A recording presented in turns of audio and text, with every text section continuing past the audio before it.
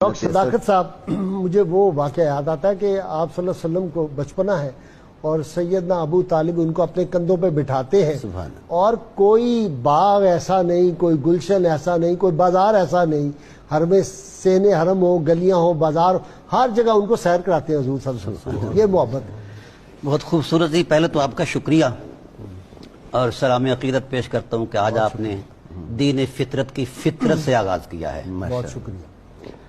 دوسری بات یہ ہے کہ تاریخی شواہد تو حضرات میرے ساتھ ہی دے رہے ہیں۔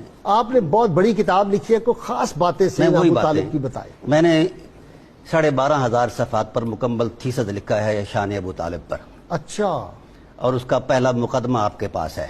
اچھا، یہ مقدمہ ہے؟ یہ مقدمہ ہے، کتاب نہیں ہے۔ ٹھیک، اس میں صرف چند معروضی باتیں کی ہیں۔ ٹھیک ٹھیک، میں میرا خیال ہے ابھی دکھائی دوں ناظرین کو، آپ نے بات کر دی۔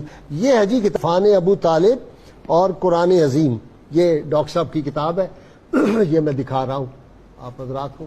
یہ کوئی 900 صفحے کی کتاب ہے یہ ڈاکٹر صاحب مقدمہ کی، ہے اور مقدمہ ہے، کہہ رہے ہیں 12,000 صفحات میں نے لکھے ہیں، تو ابھی باقی جو ہے وہ والیوم چھپیں گے۔ جی ڈاکٹر صاحب، میں نے تاریخی شواہد پر گھٹ اعتماد کیا ہے، قرآن کی آیات پر کیا ہے۔ سبحان اللہ۔